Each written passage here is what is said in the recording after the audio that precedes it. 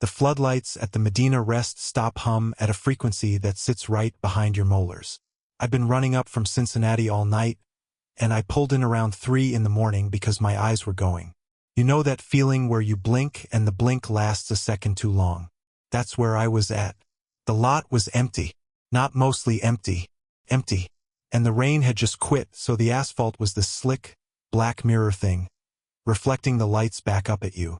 The fast food place there has been closed for years, just a dark box with a faded sign out front. The whole place smelled like wet pavement and old grease from the floor drains. I parked toward the back, killed the engine, and sat there for a minute. I had this old Ohio Transit cap I wear, frayed at the brim, stitching coming loose in the back. The company went under about 5 years ago, but the cap still fits right and I'm not getting rid of it. I was tapping it against the steering wheel the way I do when I'm trying to talk myself into actually going to sleep instead of pushing another 40 miles. I'm probably not making the place sound great, but it was just a rest stop. Nothing special about it. I'd stopped there a dozen times before and nothing happened. I crawled into the bunk, pulled the curtain, and I was out. I mean out. The kind of sleep where you don't dream, you just drop. I don't know how long I was under. Maybe an hour. But something woke me up, and for a second I couldn't figure out what it was. I lay there in the dark bunk with the curtain drawn, just listening. Then I heard it again. A soft tap on the side of the trailer. Then another one. Then another. Slow and rhythmic, like someone running their knuckles along the metal panels. Testing them. Not random. Deliberate. The thing that got me wasn't the sound itself. It was that it didn't stop. Now, the first thing my brain did was reach for the normal explanation. I'd pulled in with a full trailer, and sometimes a loose piece of trim will tap in the wind. The gusts were still coming through pretty hard after the rain, and the trailer was old. I told myself that's all it was. Piece of trim. Road debris. Something catching the wind. I almost went back to sleep. I really did. But the sound moved. It started at the back of the trailer and worked its way forward, tap by tap, toward the cab. And I don't mean it drifted. It moved the way a person moves when they're walking alongside something and touching it as they go. I sat up in the bunk. I keep a heavy mag light between the seat and the console, the big metal one, and I reached over and grabbed it. I didn't turn it on. I just held it. The tapping stopped right at the point where the trailer meets the cab. Right behind my head, basically. And then there was nothing for maybe 10 seconds. Now, anyone who's spent time at these rest areas at 3 in the morning knows they're not exactly bustling. But they're not dangerous, either. You get the occasional weirdo, sure.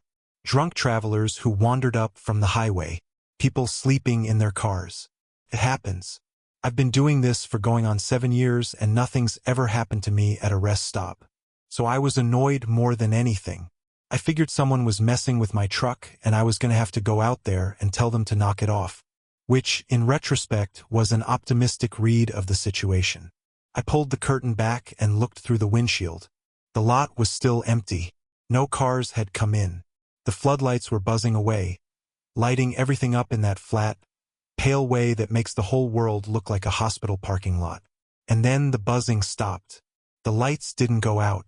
The hum just cut out, like someone hit a switch on the frequency. And the silence that came after was worse than the sound had been. It was the kind of quiet that makes your ears strain for something to fill it. I was sitting there in that silence, looking through the windshield, when I saw the shape. It was at the edge of the trailer on the driver's side. Not walking, moving in this jerky, uneven way, like they were stepping sideways along the trailer and pausing between each step. The floodlights were throwing light everywhere, but the shape was hard to make out. Dark jacket, dark pants. No reflective strips, which is strange, because anyone working around trucks at night wears reflective strips. That's basic. Even the drunks at rest stops usually have something reflective on. They stopped right by my door. And then they did something I still can't quite make sense of. They reached up and started tracing the outline of the window frame with one finger. Slowly. Not looking in. Not trying to see through the glass. Just feeling the seal. Running their finger along the rubber gasket where the window meets the frame all the way around. I was maybe 2 feet from them, separated by a pane of glass, and they didn't look at me once. They were focused on the window the way a mechanic is focused on a part they're inspecting. Like they were measuring it, memorizing it. My hands were sweating around the flashlight. I hadn't turned it on. I was sitting there in the dark cab, barely breathing, watching this person study my window, and I was telling myself it was just some confused traveler. Maybe somebody on something. Maybe somebody who'd broken down and was looking for help but was too out of it to knock properly. But then I thought about how far we were from anything, how late it was, and I stopped telling myself that. Nobody traces a window seal at 3 in the morning because they need help. And I know what you're thinking. Why didn't I just start the truck the second I heard the tapping? I've asked myself that same question about 1,000 times. I should have. I know that now. But I sat there, and I watched, because I kept thinking that if I moved, I'd provoke them. That if I turned on the headlights or honked the horn, I'd escalate something that might still turn out to be nothing. I was doing the math in my head. Professional caution, I called it. Don't act until you're sure. Then I heard the ting. A sharp, metallic sound. Not a tap this time. The sound of a tool hitting a rivet. One of the rivets on the trailer panels. They were testing the rivets. Ting, ting. Moving along the side of the trailer, and each ting was precise, like they were checking which ones were loose. I sat there with the flashlight in my lap and my hand on the ignition key, and I kept telling myself to wait. To be sure. To not overreact. The ting stopped. The figure came back to my door. And this time they pulled something from inside their jacket. Slim. Metal. It caught the light from the floodlights for a second, and it was thin and flat. A shim tool. The kind you use to pop a lock seal on a truck door. They slid it into the rubber gasket at the base of the window. And I heard the click. The lock. They were working the lock from the outside. Calm, practiced like they'd done it before. No hesitation. No fumbling. They knew exactly where to put the tool and how much pressure to use. That was when I stopped watching. I turned the key. The engine caught on the first try, and the whole truck lurched forward because I already had it in gear. I didn't plan that. My hand was on the key and my foot was on the clutch, and I just went. The truck bucked hard, and I heard something scrape along the side, metal on metal, as the figure lost their footing. I hit the headlights and threw the wheel hard left, aiming for the exit ramp. The truck swung around, and I saw them in the side mirror. They were on their feet already, and they grabbed the mirror. Grabbed it with both hands and swung themselves up onto the running board. Their face was right there, right against the glass, pressed flat against the window maybe 6 inches from mine. And their eyes were open, wide open. But there was nothing behind them. No anger, no fear, no surprise. Nothing. Like looking into a window that nobody was home behind. They weren't trying to get at me. They weren't desperate. They were just there, watching me drive the way you'd watch a thing that was already over. I jerked the wheel and the truck swerved. They lost their grip and dropped off the running board, and I didn't see them in the mirror after that. I hit the highway doing 50 in a 30 zone, and I didn't slow down. I didn't stop until I saw the bright lights of the way station about 20 miles north. 24-hour station. I pulled in and sat there in the cab for a long time before I went inside. I told the guy at the desk that someone had been messing with my truck at the rest area. He looked at me, wrote something down, and said they'd send someone to check the lot. Nobody ever called me back about it. I don't know if they ever went out there. I don't stop at that rest area anymore. I put extra deadbolts on both cab doors, the kind you have to lock from inside, and I check my mirrors every 10 minutes. Even on bright, sunny days. Even in full daylight in a crowded lot. My hand just goes to the mirror and I check. I think about it sometimes. The way they were working that lock. How calm they were. How they didn't care that the lights were on or that the truck was occupied. They had a system and they were running it, and I was just part of the process. Would they have gotten in if I'd waited another 30 seconds? Maybe 10. And I still don't know what they wanted once they were inside. That's the part that follows me. Not the face against the glass. The not knowing what came next in their plan. This next one comes from someone who had a very different kind of job and a very different kind of regret. Story 2. I should probably start by saying I'm not proud of any of this. I drove for an outfit outside Toledo for about 6 years. Specialized work. They called us specialist drivers, which sounds more impressive than it is. What it meant was that I moved things that didn't go through the standard channels. No GPS tracking on the loads. No standard manifests. You picked up a crate at the depot, you drove it to a location they gave you over the phone, you dropped it off, and you came back. That was the job. The pay was good. Better than good. I was making more in a week than I'd made in 2 weeks hauling regular freight. And I told myself that was the whole story. I was a driver. I drove things places. What was in the crates wasn't my concern. I keep this brass key on a chain around my neck. It's from the old terminal in Cleveland, the one they tore down back in the 90s. My mother worked the ticket counter there for 20 years and she gave it to me before she passed. It's tarnished green at the edges. I rub it sometimes when I'm thinking too hard about something. I should probably clean it, but I never do. The depot was outside Toledo, past the airport. Big place. High fences, badge access, cameras everywhere.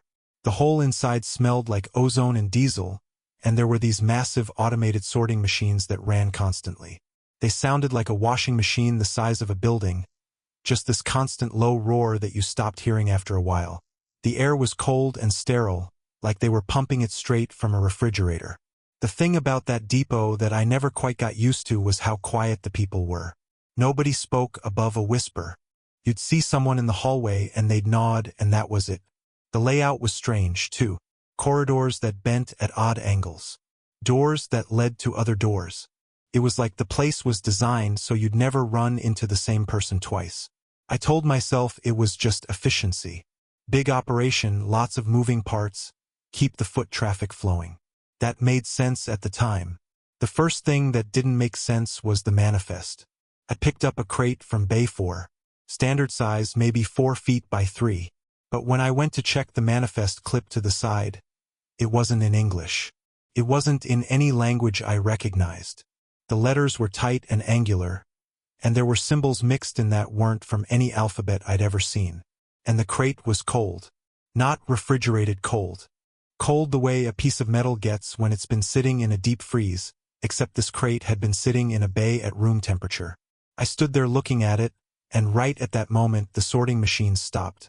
The whole building went silent. That constant roar I'd stopped hearing, it was gone, and the absence of it was enormous. Like the building had held its breath. I stood there for maybe 5 seconds, and then the machines kicked back on, and everything was normal again. I loaded the crate. I drove it to the drop-off. I didn't say anything. I told myself it was a labeling error. International logistics, parts from overseas. Someone in the shipping department fat-fingered the documentation. These things happen. I'd seen mislabeled freight before. It wasn't worth making a fuss over. The deliveries kept coming. Maybe 2 a week, then 3, then 4. And I started to notice that the drop-off locations were always the same kind of place. Remote. No signage. Warehouses at the end of dirt roads that didn't show up on any map I could find. The GPS would get me within a mile, and then I'd have to call a number and someone would talk me in the rest of the way. I told myself it was security. Proprietary equipment. Companies protecting their supply chain. It made sense if you didn't look at it too hard.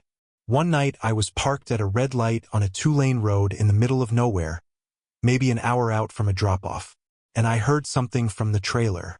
Something heavy, dragging. It sounded like a sack of concrete being pulled across a metal floor. Slow, deliberate. From one side of the trailer to the other. I sat at that red light and I told myself it was the cooling fans. Some of the trailers had internal cooling systems, and when they cycled, things would shift and make noises. That's what it was. Internal cooling fans. The light turned green and I drove, and the sound stopped. I turned the radio up and I didn't think about it again until the next morning. A few weeks later, I was sitting in a diner eating breakfast, and the TV above the counter was on the local news. There was a story about a missing person. A woman from a small town in rural Ohio. She'd disappeared about 2 weeks before. The town they mentioned was the same town where I'd made my last drop-off. I sat there with my coffee going cold, and I told myself it was a coincidence. Ohio is full of small towns. People go missing. It happens. The odds of it being connected to my delivery were astronomical. But I stopped eating. I paid and left. And for the first time, I didn't feel right about what I was doing. I didn't quit, though. I should have. I know that now. But the money was still good, and I'd convinced myself that I was just spooked, that I was letting my imagination run away from me. I'd been doing this for years and nothing had happened. Nothing was going to happen. The next time I went to the depot, my supervisor called me into his office. He was a lean guy, quiet, always wore the same brown jacket. He sat me down and looked at me for a long time before he said anything. He said, "Hattie, you've been with us a while now." I said yes. He said, "You know how this works. Some things are better left unopened." And the way he looked at me when he said it, it wasn't a warning. It was a confirmation. He knew I'd been noticing things. He was telling me he knew, and he was telling me to keep not asking. I nodded and I walked out and I kept driving. The scratching started on my next run. Faint at first, like a mouse in a wall. But it didn't sound like a mouse. It was too deliberate, too rhythmic. And it came from the back of the trailer, through the metal wall right behind my seat. I turned the radio up. I turned it up as loud as it would go. The scratching got louder. Not frantic. Steady. Like someone dragging their fingernails across metal over and over in the same spot. I drove for 4 hours like that. 4 hours of the radio at full volume and that sound underneath it. By the time I reached the drop-off, my hands were shaking. I unloaded the crate. I drove back. I didn't sleep that night. About a week later, I couldn't take it anymore. I was on a back road. No traffic, no houses, just fields and tree lines. I pulled into a turnout and I got out and I walked to the back of the trailer and I opened the doors. The crate was gone. That was the first thing. The crate I'd loaded was not there. But the inside of the trailer, the walls, the floor, the ceiling, they were covered in scratches. Hundreds of them. Deep gouges in the metal, some fresh, some old and rusted. And among the scratches, drawn over and over in different sizes, were maps. Hand-drawn maps of highways, route numbers, exit signs, rest areas. Some of them were drawn in what I'm pretty sure was blood. Old blood, brown and flaking. They were maps of the highway system, the one I drove, the routes I took, the places I stopped. They'd been mapping my routes from inside the trailer, trying to figure out where they were, trying to find a way out using the only information they could get. The sound of the road, the turns, the stops, and I had driven them, every single one. I had driven them to wherever they ended up, and I had driven away, and I had come back for the next one. I closed the trailer doors. I drove the truck back to the depot. I parked it, I took my bag, and I walked out. I didn't tell anyone. I didn't call the police. I didn't call anyone. I know how that sounds. I know what you're thinking. A woman finds out she's been hauling people and she just walks away. She doesn't call the cops. She doesn't try to find out who they were. She just disappears. And I know some of you are sitting there right now thinking I should have done exactly that. Called the police. Told them everything. I know. I've had that conversation with myself more times than I can count. And I still don't have an answer that satisfies me. I changed my name. I moved to a small town in the Appalachian foothills, the kind of place where nobody asks where you came from. I gave away the money. Every dollar. I couldn't look at my bank account without thinking about what it had bought. I can't stand the sight of a shipping container. I avoid highways at night. Sometimes I hear scratching in the walls of my house and I know it's just the pipes, but I can't make myself believe that. Not fully. I don't know if I'm still responsible for what happened to those people. I didn't open the doors. I didn't let them out. But I drove them. I drove every mile. And I can't undo that by moving to a quiet town and changing my name. I still hear the scratching sometimes. I tell myself it's the house settling. I tell myself that every single time. And every single time I don't quite believe it. This third account is quieter than the first two. But quiet doesn't mean nothing happened. Story 3. The house my uncle left me sits on a hill outside Zanesville, set back from the road behind a row of hemlocks that haven't been trimmed in what looks like a decade. I remember pulling up the driveway for the first time and thinking it looked smaller in person than in the photos the lawyer sent. There's a porch that sags in the middle and a chimney that lists slightly to the left. The whole place has the look of something that's been holding its breath for a long time. I moved in about a month after the funeral.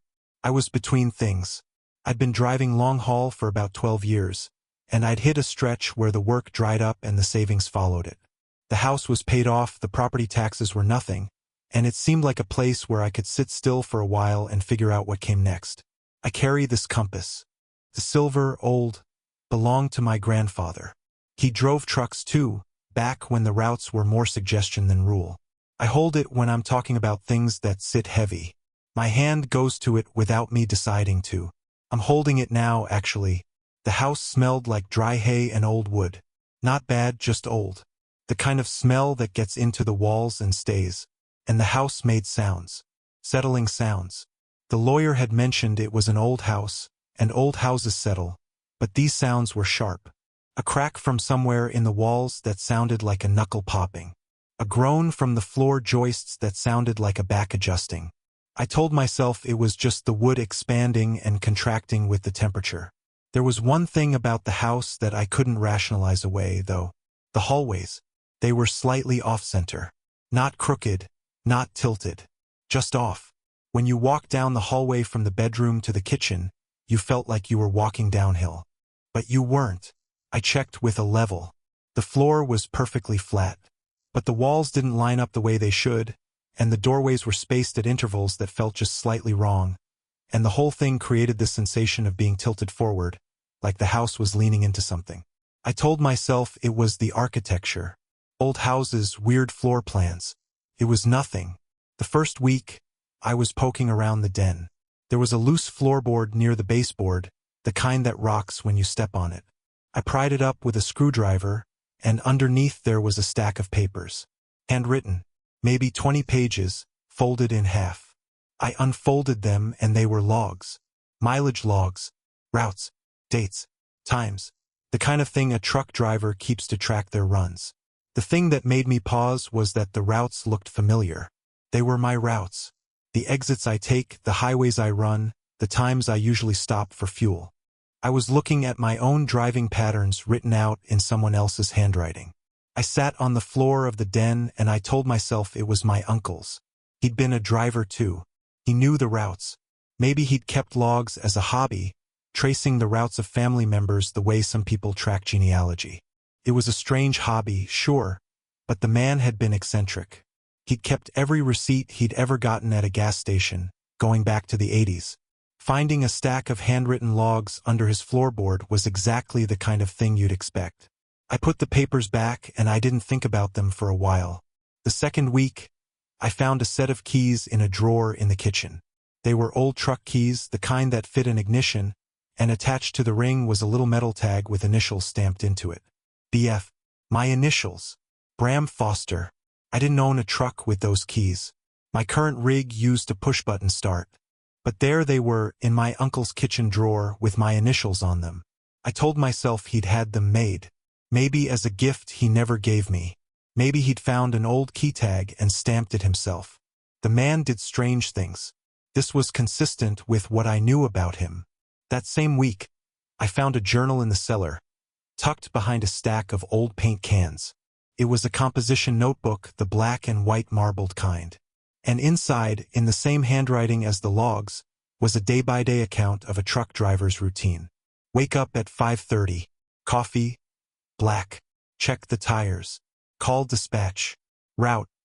70 west to Columbus. Then 71 south to Cincinnati. It was my routine. My exact routine. The coffee, the tire check, the specific routes I ran. I was standing in the cellar holding this notebook, and the house made one of those settling sounds right behind me, like a bone cracking. And I thought, for just a second, that the house was listening. I put that thought away. I told myself I was losing my memory, that I'd been here before and forgotten, that maybe the stress of being out of work had scrambled something, or that my uncle had been a hoarder and an eccentric and a fan of trucks, and he'd filled this house with truck-related things, and I was just finding all of it and projecting my own life onto it. That explanation lasted about 3 days. On the fourth day, I looked at the dates in the journal. I flipped back to the first entry. The date was from 7 years ago. 7 years before I'd ever set foot in this house. Before my uncle had even passed away. 7 years ago, I'd been running routes out of Columbus. 70 west to Columbus, then 71 south to Cincinnati. That had been my regular run. And the journal described it. Not just the route. The conversations. The entry for a day 7 years ago described a phone call I'd had with my dispatcher. A guy named Lou, about a delayed shipment. Quoted me. Quoted Lou. It described what I'd been thinking about while I drove, which was a girl I'd been seeing at the time and whether I was going to call her back. I was sitting on the bed reading this, and I put the journal down and I picked up my compass and I held it for a long time. And I know how that sounds. A house that records you. But I'm not telling you what I believe. I'm telling you what I found. The house wasn't just a house. The off-center hallways, the settling sounds, the things hidden in the walls and under the floors. It wasn't an eccentric uncle's collection. It was something else. Something that had been gathering information about me for years before I ever arrived. The house knew me. It had known me before I knew it existed. I kept finding things after that. A pair of my old work boots in the cellar. The ones I'd thrown away at a truck stop in Indiana 4 years ago. A receipt from a diner in Wheeling with my signature on it. Dated 2 years before I'd inherited the house. The accumulation of it was suffocating. Every object was a small proof that this place had been tracking me, collecting pieces of me, for a very long time. I found the hatch on a Sunday afternoon. I'd been in the den, and the floorboard I'd pried up the first week was still loose. I was putting it back when I noticed the edge of something metal under the joist. A handle, flush with the floor. You'd never see it unless you'd already opened that floorboard. I pulled it up. Below was a crawl space. Small, maybe 6 feet by 4. No windows. And inside was a desk. On the desk was audio recording equipment. Not old. Not dusty. Current. A digital recorder, a laptop, a tangle of cables, and a microphone pointed upward, toward the floor of the den. There was a small light on the recorder. Green. It was on. It was running. I could hear it humming. A faint electric hum. And then it clicked. The light went red for a second, then back to green. Clicked again. On off on. Like something was cycling it.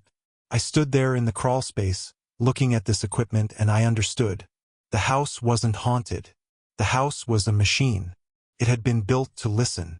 Every settling sound, every crack and groan, that was the structure transmitting. The off-center hallways, the way you felt tilted, all of it was part of the design. The house was an ear, and I was standing inside it. I reached over and I pressed play on the recorder. My own voice came through the speaker. My voice, from that morning. I was talking to myself the way I do when I'm alone in a house. I was saying something about whether I should sell the property, whether the real estate market in the county was good enough to list it in the spring. I said those words that morning. In the kitchen. To nobody. I'd been making coffee and talking to myself, the way a person does when they've been alone too long. And the house had been recording it. Every word. From the moment I'd walked through the door. I climbed out of the crawl space. I put the floorboard back. I went to the kitchen. I grabbed my keys, my wallet, and the compass, and I walked out the front door. I got in my truck and I drove. I didn't stop until I hit the state line. I didn't go back for my clothes, my tools, anything. I left the house exactly as it was, with the recorder running, with the microphone pointed up through the floor, with 7 years of my life written out in notebooks in the cellar. You'd have left too. Don't tell me you wouldn't have. I had the house demolished about 3 months later. I hired a crew from Zanesville. I didn't go out there for it. I just made the call and paid the invoice, and that was it. They tore it down and hauled away the debris and graded the lot flat. I still feel like I'm being watched when I'm in a quiet room. I'll be sitting in my apartment, the TV off, nothing moving, and I'll get this feeling. Like there's a microphone somewhere I haven't found. Like the walls are listening the way that house listened. I think about my uncle sometimes. Whether he was the one who set it all up, or whether he was just the latest person to live in that house and tend to whatever it was doing. He drove trucks, same as me, same as my grandfather. The compass I carry was my grandfather's. The house was my uncle's. The recordings were of me. I don't know if my uncle built that room. I don't know if he knew what the house was. But I know this. The equipment in that crawl space was running before I ever set foot on the property. Someone had set it up and turned it on and pointed the microphone at the floor and walked away. And the house had done the rest. I had it torn down. I told myself that was enough. I told myself I was protecting what was left of my sanity. But sometimes I wonder if destroying the evidence was the right call, or if I just made sure I'd never find out what the house already knew. What it had been listening for. Who it had been listening for before me. Was it my uncle who was recording me, or had he just inherited the house the same way I did, from someone before him who inherited it from someone before that? Was he the caretaker for something that was already there when he moved in? Something that was already listening? The equipment was running before I arrived. I keep coming back to that. Someone turned it on and left. And I still don't know who was on the other end of the microphone. The last story in this video is the one I keep coming back to. Story 4. The computer was typing my name when I walked in. I don't mean it was displaying my name. I mean the cursor was moving, and letters were appearing on the screen one at a time, spelling out Merritt Vance, Merritt Vance, Merritt Vance over and over, filling the screen line by line in the empty input field of the hotel's booking software. The night clerk's station was empty. The chair was pushed back like someone had just stood up. The monitor was the only light in the lobby besides the exit signs. I stood in the doorway for maybe 5 seconds, watching the letters appear. MERIT. Space. Fancy. Return. MERIT. Space. Fancy. Return. The keystrokes were coming at a steady pace, but nobody was sitting at the keyboard. I walked behind the counter. I'm not a brave person. I want to be clear about that. But I'd been trained to check the system logs if something was wrong with the booking software, and this was clearly something wrong with the booking software. So I went around the counter and I looked at the screen and I checked the task manager to see what process was running the input. There was no process, no script, no macro. The input field was just receiving keystrokes from the keyboard, and the keyboard was sitting there on the desk with nobody touching it. I pulled the keyboard plug.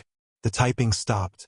I stood there, and the lobby was completely silent except for the HVAC system humming in the ceiling, and I felt this thing in my chest, this tightness, like someone had wrapped a band around my ribs and pulled. I plugged the keyboard back in. The typing didn't resume. I told myself it was a glitch, a software error. Maybe a previous employee had set up some kind of prank script to run on the new hire, and it had just now triggered. That was a real thing that happened at hotels. I'd read about it online. New guy gets the haunted room, the computer types weird messages. Everybody laughs. Except nobody was laughing, and I was alone. Here's how I ended up here. I'm 23. I got hired as the night shift manager at a truck stop motel off the 70 near Cambridge about a week ago. This was my second night on the job. The motel was new or relatively new. Built maybe 5 years ago. Sterile, modern, everything clean lines and beige walls. It smelled like ozone and industrial cleaner, the kind of smell that gets into your clothes and stays. The HVAC ran constantly, this low hum that you could feel in the floor. Cold air always. No matter what I set the thermostat to, the air was cold. The place had been described to me as a bit strange by the day manager. She said it in the same tone you'd use to describe a coworker who microwaves fish in the break room. Mildly annoying, not dangerous. I didn't ask what she meant. I needed the job. The thing I noticed on my first night, the thing that nobody mentioned, was the room numbers. The plates on the doors were all slightly misaligned. Not crooked. Just off. Like they'd been installed by someone using a level that was calibrated wrong. Room 101 would be a 1/4 inch too far left. 102 would be a 1/4 inch too far right. It was subtle enough that you wouldn't notice walking by, but once you saw it, you couldn't unsee it. Every door on every floor was just slightly wrong. I touched the silver pin on my uniform collar. My grandmother gave it to me. It's small, nothing special, but I touch it when I'm wound up, and I was wound up. I was standing behind the counter, and I pulled the guest registration book out of the drawer to check it against the system. The book is a backup, physical record. Every guest signs in. Standard procedure. I opened it. The pages went back about 3 months. And on every single line, going back 3 months, every single entry, the only name written was mine. Merritt Vance. Over and over. Different dates, different room numbers, but always the same name. My name. In handwriting that looked like mine. I closed the book. I opened it again. Same thing. I flipped to the first page. Merritt Vance, room 104, 3 months ago. I had never been to this hotel before last week. I had never been to Cambridge, Ohio before the interview. I was standing there with the book in my hands when the phone rang. The front desk phone. The one that sits on the counter. It rang once and I picked it up because that's what you do. You pick up the phone. The voice on the other end was mine. Not similar. Not kind of like mine. Mine. The exact cadence, the exact pitch, the way I swallow when I'm nervous. It said, "There's someone in room 204. I didn't say anything. Couldn't. The voice said, "You're holding the registration book. You're standing behind the counter. You're touching the pin on your collar."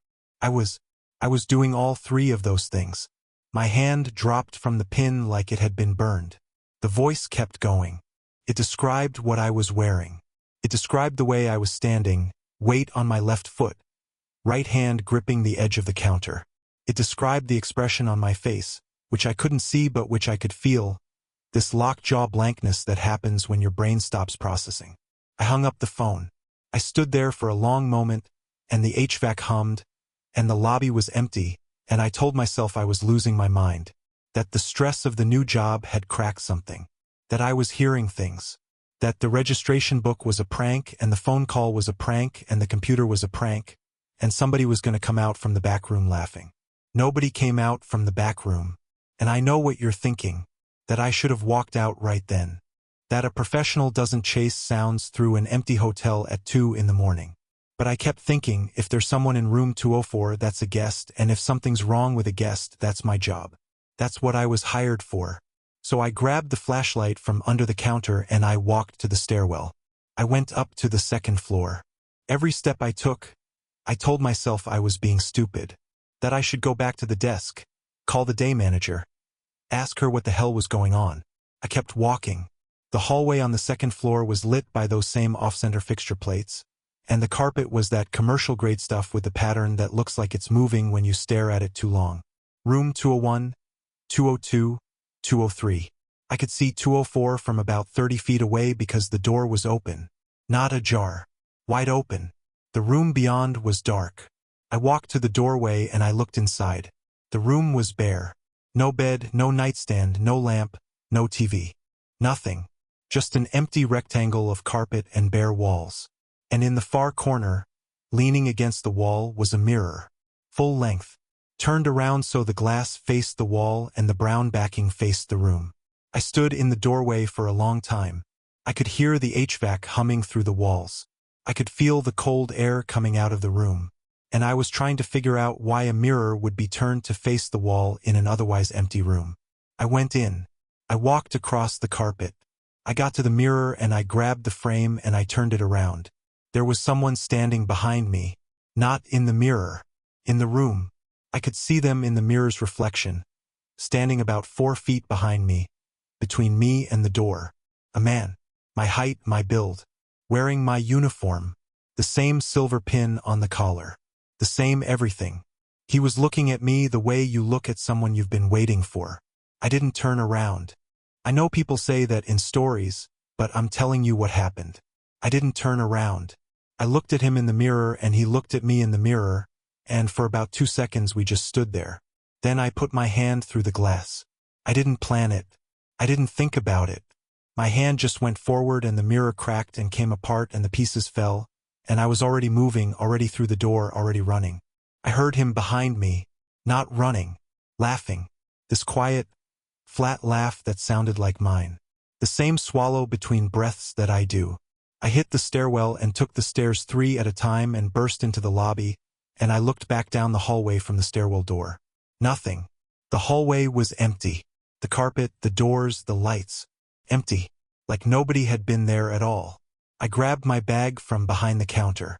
I was at the front door when I heard it. My name. From somewhere behind me, in the dark of the hallway that led to the back rooms. Merritt. Just my name said once in my voice. I didn't look back. I went through the door and I got in my car and I drove. My hands were shaking so hard I could barely hold the wheel. I drove to the police station in Cambridge, about 10 minutes down the highway, and I sat in the parking lot for a while before I went in. I told them someone had been in the hotel. I didn't tell them about the mirror. I didn't tell them about the voice on the phone. I didn't tell them about the registration book. I told them someone had been in the hotel and I'd left. They sent a car out. They called me the next morning and said the hotel was empty. No guests, no staff, no signs of forced entry. Room 204 was locked from the inside. The mirror was on the wall, intact, facing the room. I haven't taken a job that involves night work since. I avoid mirrors when I can. I changed the bathroom mirror in my apartment to a small one that only shows my face, nothing below the shoulders. I tell myself it's a preference. It's not a preference. I think about the pin sometimes. The silver pin my grandmother gave me. I was wearing it that night, and the man in the mirror was wearing it too. The same pin. Not a copy. The same one. I know because there's a scratch on the back of mine, a tiny one, from when I dropped it on a tile floor 3 years ago. I've never told anyone about that scratch. There's no way anyone else would know it was there. But when I turned the mirror around, the pin on his collar had the same scratch. I saw it, for just a second, in the glass before I broke it. I still have the pin. I checked it the next morning. The scratch is there. Same as always. Same pin. One pin. Not two.